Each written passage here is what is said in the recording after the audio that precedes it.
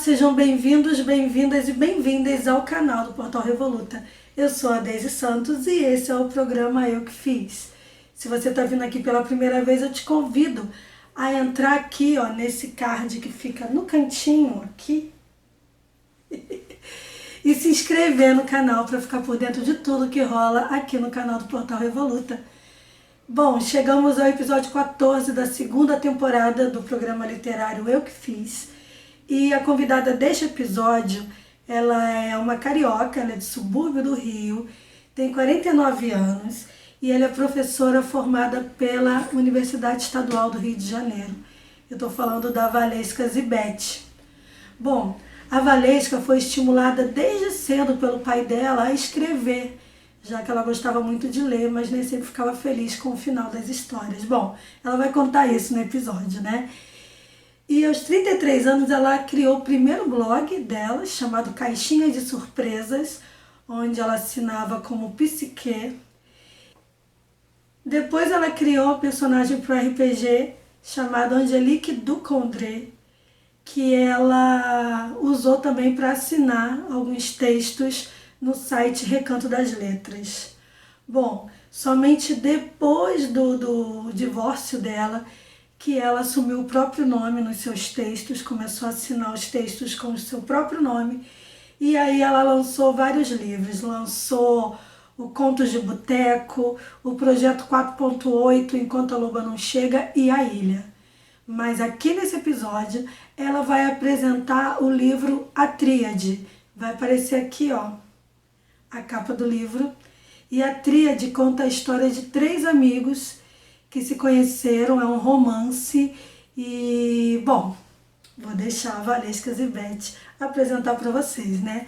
Então fiquem agora com o episódio 14 da segunda temporada do Eu Que Fiz com Valesca Zibete falando da Tríade.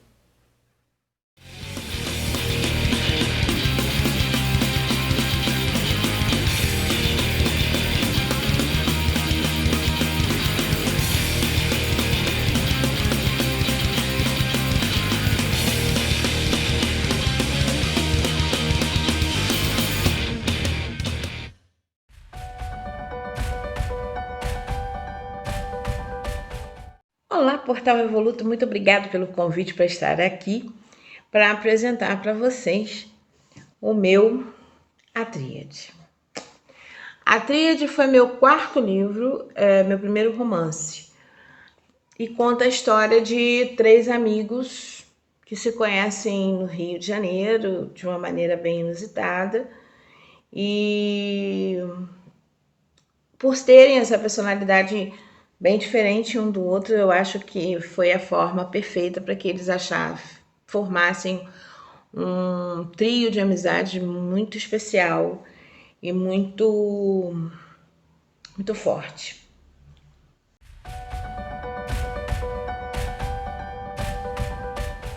Eu penso que a tríade surge da minha necessidade, a minha própria necessidade de amizade, da importância que eu dou a esse vínculo.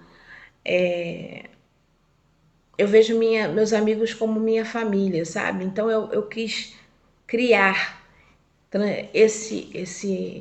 recriar essa forma de ver amigo, de ver amizade, que é própria minha, através desses personagens.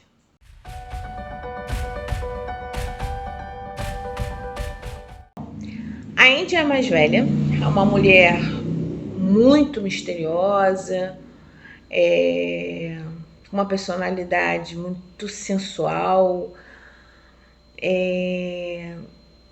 ela é meio possessiva, ela tem uns mistérios lá no passado, que ela não gosta de falar das origens dela, ela não fala em família, entendeu? Ela é uma mulher muito marcante. O Pedro é um homossexual. Ele conhece a Indy num momento muito difícil da vida dele. Ele está perdendo um relacionamento por quem ele era simplesmente apaixonado. Está perdido, literalmente perdido. E a Indy vem confortá-lo. vem de suporte para ele e ele acaba se deixando levar pela magia da Andy. Logo em seguida eles conhecem a Sophie, que é a mais nova. É uma menina amarga, uma menina triste, mas que vai se transformando ao longo do livro, saindo do lado dark dela e vem se descobrindo e se libertando por esses dois amigos, e é muito legal vê-la crescer, amadurecer através do processo de amizade dos três.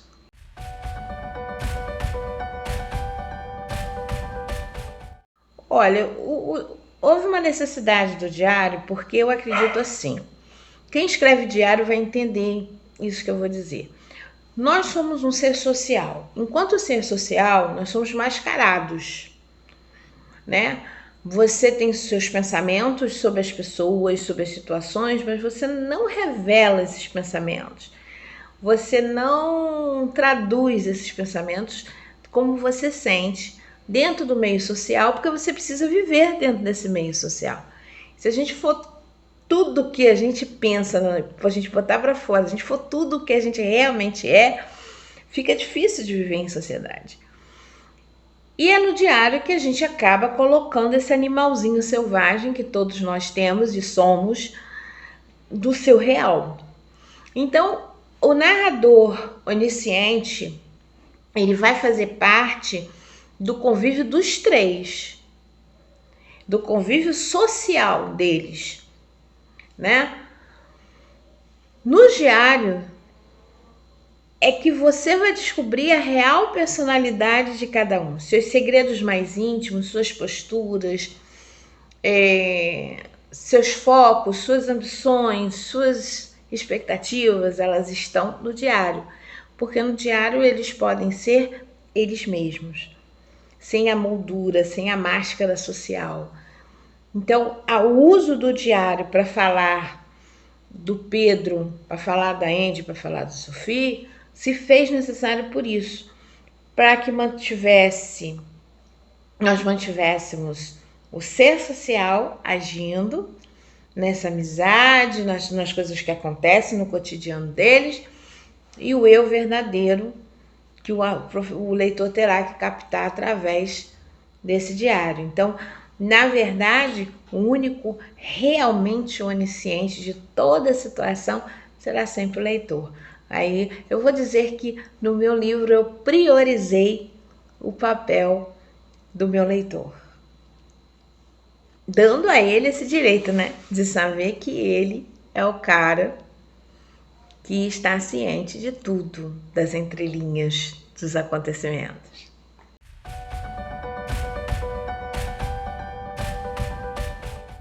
Todos os meus livros são marcados por isso. Os contos, os poemas, tudo que eu escrevo é baseado em música.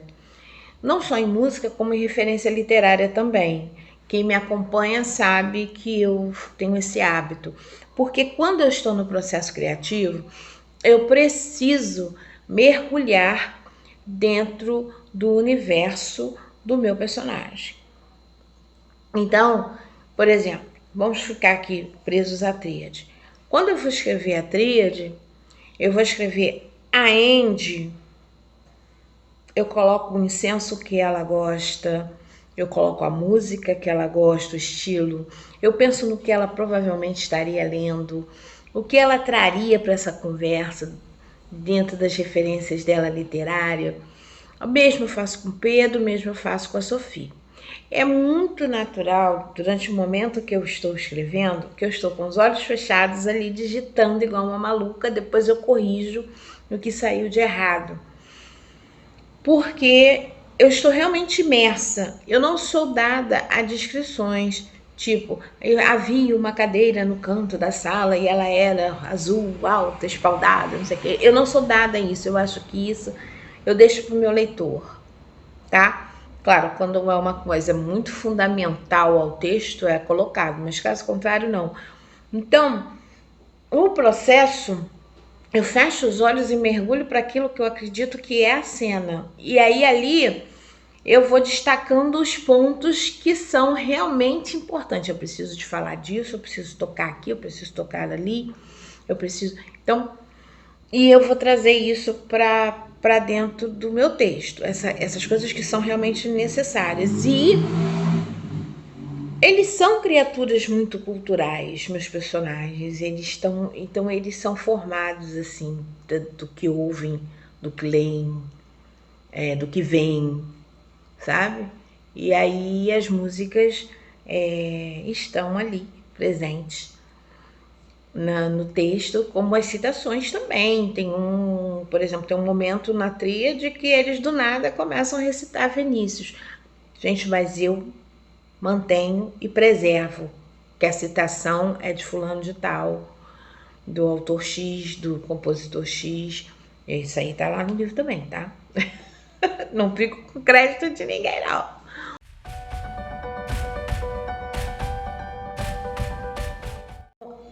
Esse livro foi o livro que eu mais demorei para escrever. Eu acho que foi bem quase um ano entre a ideia e a publicação. Porque eu gosto muito de crônica e gosto muito de conto. Então, tipo, eu sento a escrever a crônica, numa sentada eu escrevi. O conto, a mesma coisa, numa sentada eu escrevo. O romance precisava ser escrito aos poucos. Até porque eu tenho essa questão. Eu tenho os 3 atuando e tenho cada indivíduo atuando também separado lá nos diários. Então, para que isso não ficasse uma coisa perdida, que não ficasse buraco entre uma fala e outra, entre uma coisa e outra, eu precisava de tempo para fazer a união. E assim, eu escrevi a tríade não como uma coisa linear. A tríade foi escrito os três. Depois eu escrevi o diário de um, o diário do outro, o diário do outro. E depois eu juntei os 3. Os 4 pontos, aliás, né? O serzinho, os 3 juntos, e os 3 diários foram inseridos. Então tinha que ter uma conexão muito bem feita. Ou o personagem corria o risco de. Eu corri o risco de perder toda a minha trama. E como tem um mistério, né? Vamos lembrar aí, a Angie tem um mistério. E esse mistério é revelado lá no final, embora ele tivesse salpicado no livro, e aí a pessoa, quando chega lá no final, que tudo é revelado, a pessoa vai falar assim, então por isso que aquilo ali estava ali, eu achando que estava solto. Nada está solto no livro. Tá tudo amarradinho, tudo bem coerentezinho, que vai chegando, quando você vai se afunilando lá no final, ele vai se encaixando perfeitamente. Então, foi o livro que eu levei bem um ano entre a concepção da ideia e a publicação do livro. Porque ele foi lido, foi relido, foi lido, foi relido, foi corrigido, foi montado. E de vez em quando alguém ainda me acha um errinho ali que passou despercebido. Mas foi por uma justa causa, foi um livro que eu tive muito, muito, muito amor para fazer. E aí, assim, tinha que estar perfeito. E isso também é uma outra característica minha. Eu preciso sentir que os meus personagens, pode ser do microconto que for, pode ser deste romance, todos eles têm que existir dentro de mim. Eu sou cada um dos meus personagens. Eles não são eu. Mas eu sou todos eles. Então, enquanto eu não sinto vivo esse personagem dentro de mim, eles não estão prontos para irem para o público. Porque eu preciso justificá-los, né? Quando você lança um livro, o texto é do outro, a interpretação é do outro, a recepção é do outro, e cada um vai ler com a sua bagagem, com a sua visão, com a sua maturidade literária, com a sua maturidade física. Mas Quando eu vou, por exemplo, para uma live, ou quando eu venho aqui falar com você do meu livro, eu tenho que estar pronta para defendê-lo. Eu tenho que estar pronta para defender os meus personagens. Então, eles precisam existir dentro de mim. E até que eu fizesse todos os 3 existirem e atuarem aqui dentro, não é aqui não, tá, gente? Eles têm que atuar aqui. Eu tenho que senti-los e não pensá-los. Eles têm que sair do pensamento para existir dentro de mim. Então, enquanto eles não estão pulsando aqui no meu coração junto comigo, foi lido, relido e trabalhado. Então, foi bem um ano. Foi o processo mais longo de criação.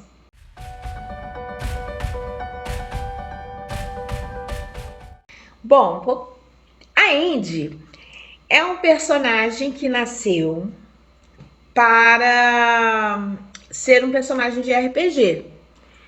A gente precisava, na época, para esse RPG, de um personagem que pudesse caminhar entre um mundo inferior, um inferno mesmo, e o céu. Eu precisava. Então, ela foi criada anjo, que se apaixona por um demônio, é expulsa, vai viver no inferno, lá tem um monte de conflito, ela vai, então ela pode circular nos 2 mundos. Essa é a Andy inicial. E o desejo dela nesse jogo sempre foi ter uma vida normal. Ela queria ser mortal, ter problemas mortais, ser mortal. Então, quando eu sentei e falei assim, eu vou trazer a Angelique, eu ia contar a história da Andy. Eu ia contar a história dessa criatura mágica e tudo que foi vivido naquele RPG. Mas ela me pediu. E aí, quem lê o início, quem for ler o livro, vai ver lá no prefácio como a Andy passa a existir dentro de mim. Que eu escrevi exatamente como ela surgiu dentro de mim. Então, ela me pediu para ter uma vida normal nesse romance. E foi o que eu fiz. Eu dei a Andy uma existência normal. Eu dei a ela o que ela me pediu, porque eu achava que ela merecia. Olha, agora o povo vai achar que eu sou doida.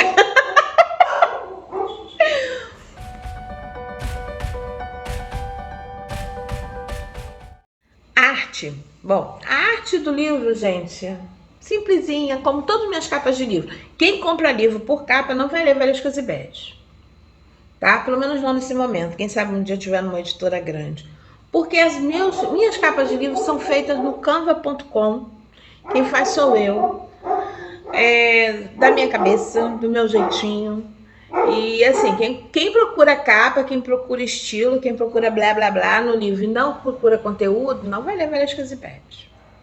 Eu faço a minha capa no canva.com.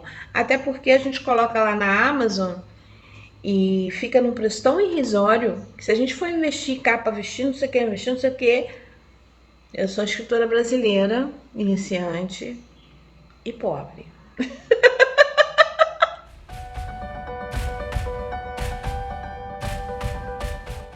Com a literatura veio pequena. Na escola a gente tinha que ler, né?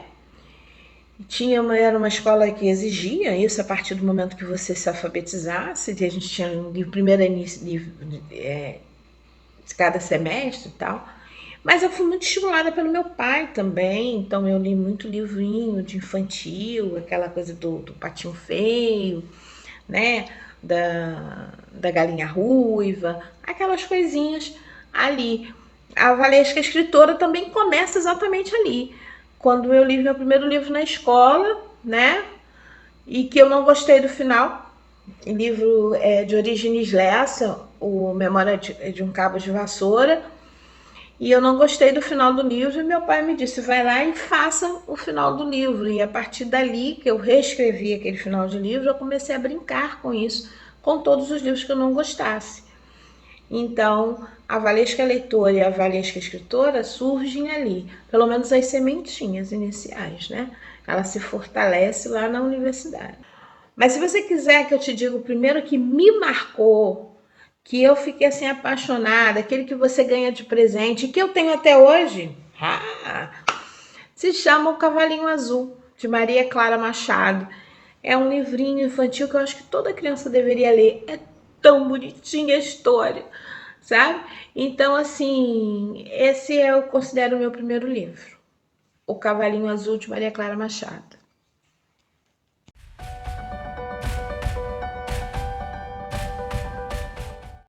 Meu livro de cabeceira? Bom, meu livro de cabeceira foi do meu primeiro crush. Então, é o Drácula, é o livro que eu reli 500 vezes, até decorar as falas, assim. É o Drácula de Bram Stoker, o meu livrinho de cabeceira. Eu acho que até eu morrer eu relerei essa história. Claro que depois eu não olho mais para ele como um grande amor, depois que eu conheci Lestat. Os vampiros entraram na minha vida a partir de Drácula e nunca mais saíram. Mas o meu livrinho de cabeceira vai ser o Drácula sempre. Aquele primeiro amor que a gente nunca esquece.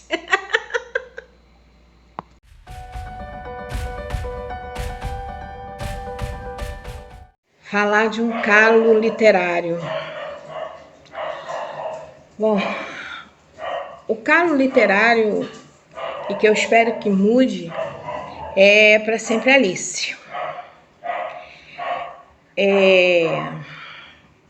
Eu ganhei Para Sempre Alice, aí eu nem sabia que tinha um filme, fui saber depois. No momento em que eu descobri que eu estava com a memória bem prejudicada. A gente ri junto com a galera, fazendo piada, quando a gente esquece uma data, um rosto, um nome, uma palavra. Mas eu estava lendo Alice e ela passou por uma situação que eu tinha passado, que é a situação de esquecer aonde você está, esquecer seu endereço. No caso dela, né, ela está com Alzheimer. Eu quero acreditar, eu aposto todas as minhas figurinhas que comigo aconteceu isso por causa do estresse que eu estou vivendo atualmente e que isso vai passar. E aí eu vou poder ver Alice, né? Reler Para Sempre Alice. Neste momento, eu não estou pronta para olhar nesse espelho que esse livro põe à minha frente. Então, por enquanto, o meu calo literário é Para Sempre Alice.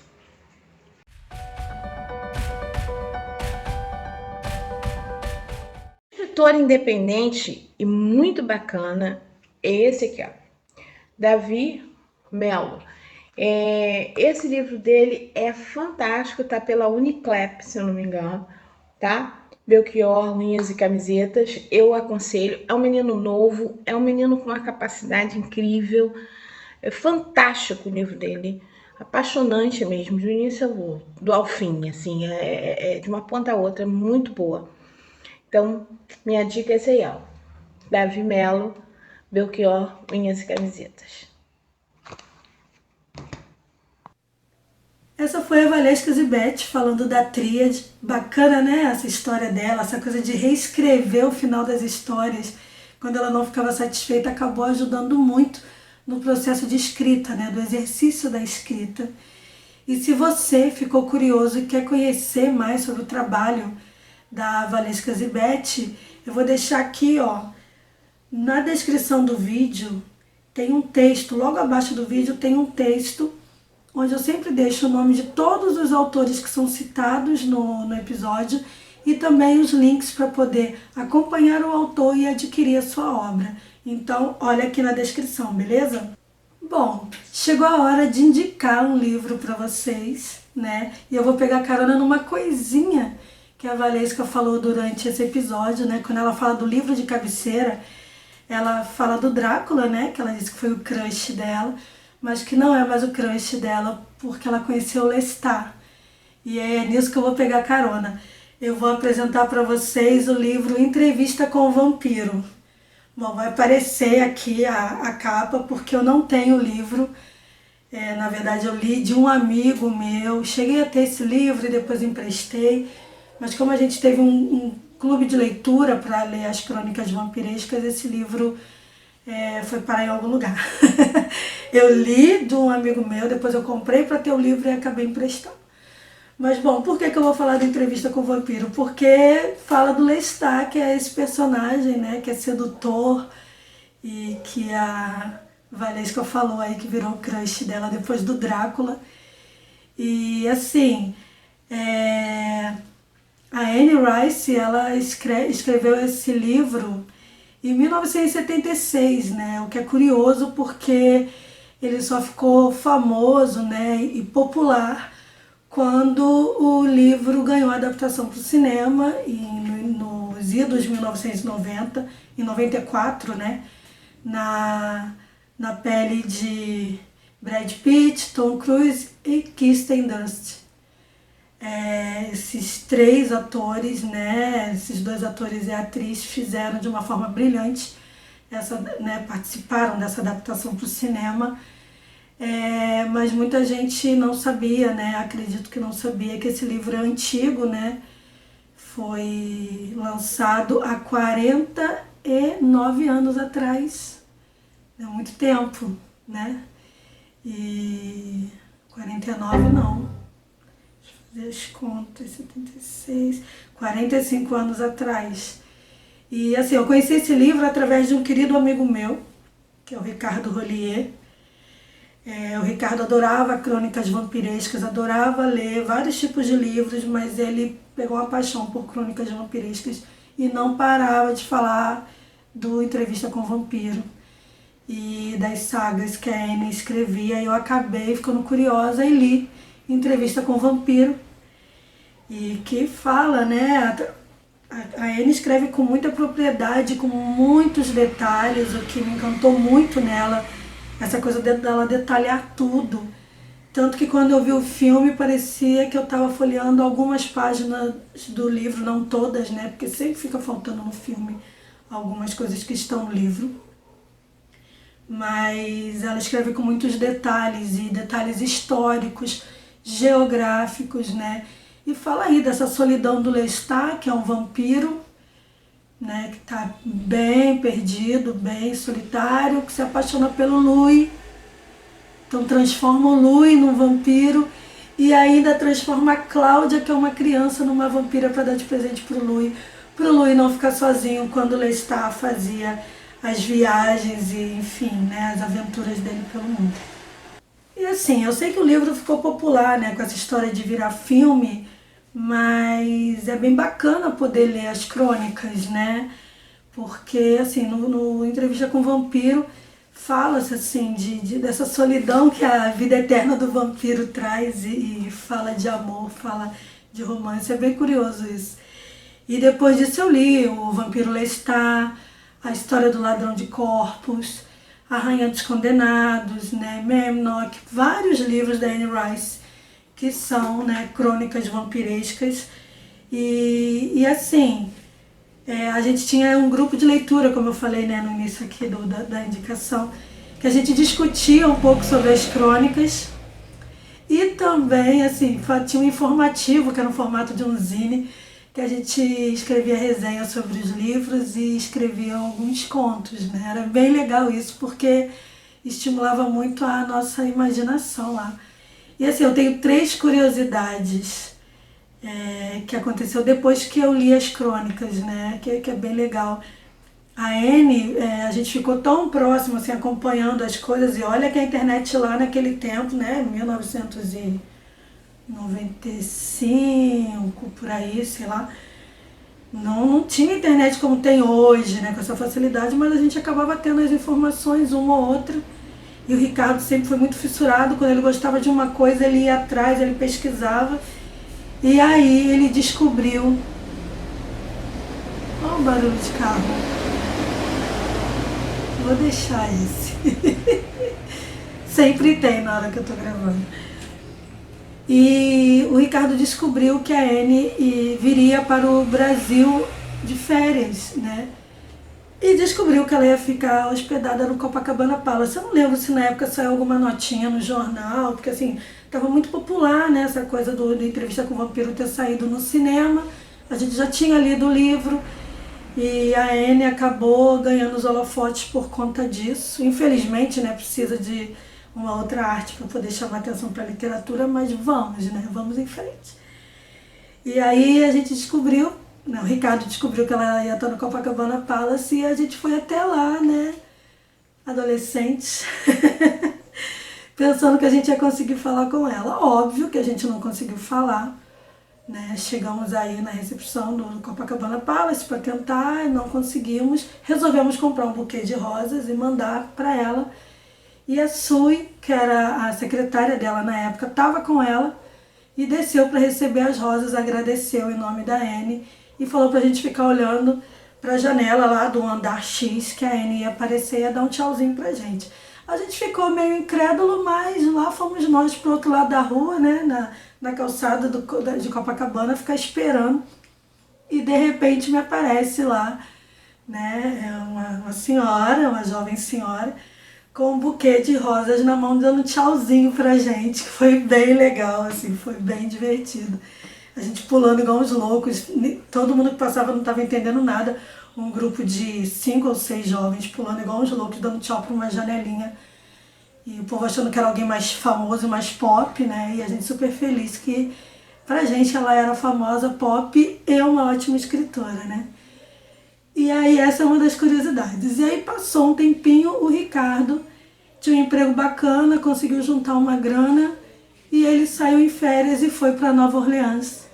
E ele fez todo o caminho do livro, da entrevista com o vampiro, do vampiro Lestat, foi ao cemitério de Nova Orleans e foi na casa da Anne. E óbvio que a Anne não recebeu, assim, né? Muita audácia também, óbvio, ele mandou e-mail antes e tudo mais, mas de certa forma é audacioso, né?